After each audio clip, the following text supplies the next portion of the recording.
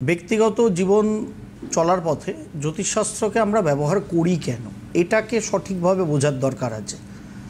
জ্যোতিষশাস্ত্রকে আমরা যারা মান্যতা দিই, যারা বিশ্বাস করি জ্যোতিষশাস্ত্রকে, সেই শাস্ত্রবিধিকে আমার ব্যক্তিগত জীবনচর্চার সাপেক্ষে সঠিকভাবে ব্যবহার করে যেটা আমরা করতে পারি সেটা হচ্ছে আমাদের জীবনের চলার পথটাকে অনেকটা মসৃণ বানাতে পারি। বানাতে যখনই আমার চলার পথ আমি মসৃণ বানাবো, তা বানাবে কে?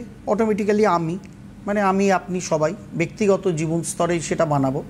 জ্যোতিষশাস্ত্র কেবল কি করবে, সেই দিশাটাকে আপনাকে আমাকে দেখাবে, সময় অনুসারে, বয়ক্রম অনুসারে আমার আপনার কি কি করণীয় সেটাকে প্র্যাকটিক্যালি জ্যোতিষশাস্ত্রের দ্বারা দেখানো যায়। জ্যোতিষশাস্ত্রের বিভিন্ন আঙ্গিকেই সেটা করা যায়। আমরা মূলত জন্মছকগত বিচার বিশ্লেষণ, আমাদের জন্ম তারিখ, জন্ম সময় এবং জন্মস্থান নিয়ে যেটা গণনা করি, সেই জন্মছকগত বিচার বিশ্লেষণ এবং আমরা যে ইংরাজি তারিখটিতে জন্মেছি সেই সংখ্যাতত্ত্বের বিচার বিশ্লেষণ।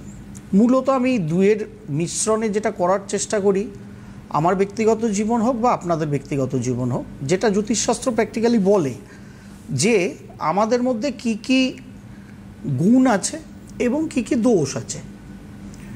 আমাদের প্রাথমিক যে কর্মটা সেটা হচ্ছে আমাদের যে গুণগুলো আছে সেই গুণগুলোকে নিয়মিতভাবে চর্চা করা।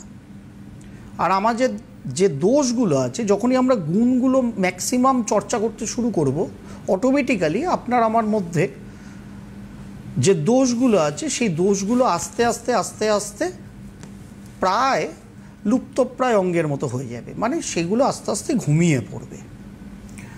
সেগুলোকে একদম সব দোষকে চরমভাবে বাইরে পাঠিয়ে তখনই আমরা দিতে পারবো যখন এই আমার আপনার মধ্যেকার গুণের চর্চাটাকে আমরা একদম ছোট বয়স থেকে নিয়মিতভাবে চর্চার মধ্যে রাখবো।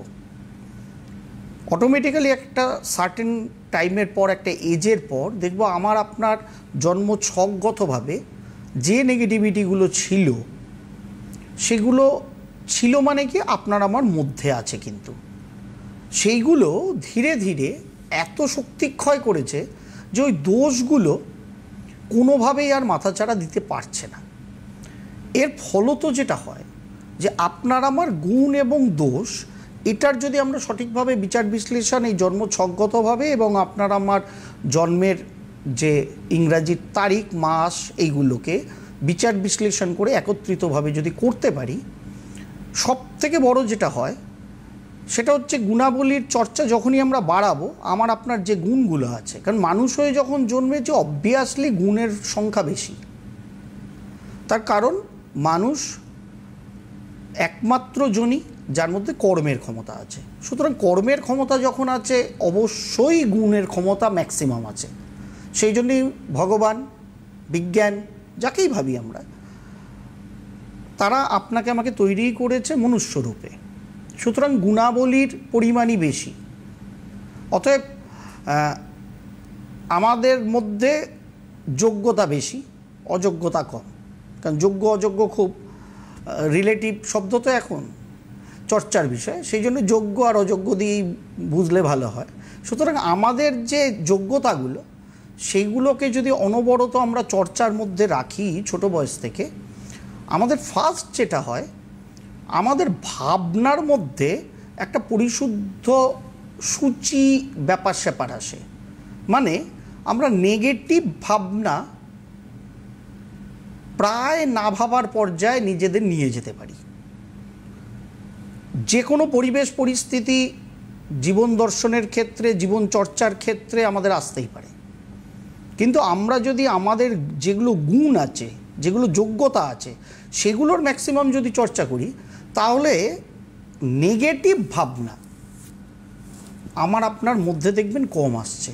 পরিস্থিতি হয়তো খুব জটিল, ভয়ঙ্কর, কিন্তু আমরা সমস্যার কথা কম ভাবব, অবস্থাটা বুঝে নেব। যেটা প্রবলেম, আমরা অবস্থাটা বুঝে নিয়েই কিন্তু যেটার চেষ্টা করব সেটা হচ্ছে সলভেশনের চেষ্টা করব, মানে সমাধানটাকে খুঁজব।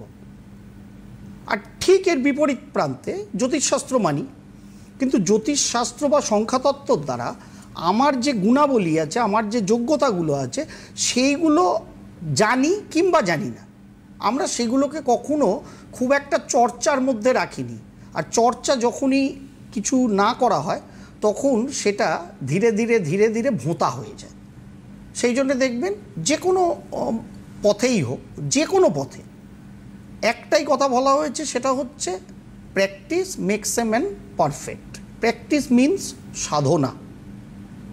সেটা আপনি যা খুশি ক্রিয়েটিভ ফিল্ডে থাকুন, আপনি আধ্যাত্মিক ফিল্ডে থাকুন, আপনি বিজ্ঞানমনস্ক ফিল্ডে থাকুন, যে যত সাধনা করবে সেই বিষয়টা নিয়ে, তার মধ্যে সেই বিষয়টা তত তত বেশি যেন গেঁথে যায়, তাই না? এটাই নেচার, এটাই নিয়ম, এটা বিজ্ঞান, আধ্যাত্মবিজ্ঞান, যা খুশি বলি আমরা, এটাই নিয়ম। সুতরাং জ্যোতিষশাস্ত্রের যে আলাপ আলোচনা আমরা করি, সেখান থেকে যদি জন্মছকগতভাবে এবং আমাদের জন্ম তারিখ, এক একজন এক এক তারিখে, এক এক মাসে, এক এক বছরে জন্মাই, সবের মধ্যে গুণাবলী আছে, কিন্তু আবার সবের মধ্যে নেগেটিভিটিও আছে, দোষও আছে। আমরা গুণাবলীকে যদি সঠিকভাবে বিচার বিশ্লেষণ করি, বুঝি এবং সেইগুলোকে নিয়মিত চর্চার মধ্যে রাখি, তাহলে আমাদের ফার্স্ট যেটা হবে, একটা সার্টেন এজ পেরোনোর পরেই আমাদের মাইন্ডসেটটা, অর্থাৎ আমাদের ভাবনাটা পজিটিভ হবে। আমরা ও আমার ক্ষতি করে দেবে, ওইটা হলে ওরকম খারাপ হয়ে যাবে, ওইটা হলে আকাশে আমার মাথায় বাজ ভেঙে পড়বে, এই নেগেটিভ থটগুলো দেখবেন আপনার আমার মধ্যে আসছেই না। আপনার আমার মধ্যে কি আসছে? যে আমাকে এটা করতে হবে, এটা আমার দ্বারা সম্ভব, তার জন্য আমাকে এই পদ্ধতিতে কর্ম করতে হবে এবং এই দিশায় কর্ম সঠিক পদ্ধতিতে করলে আমি এইটা সফল হবই, এটাকে আমি অ্যাচিভ করবই। অর্থাৎ মাইন্ডসেটটাই আমাদের তখন পজিটিভ হয়ে গেছে।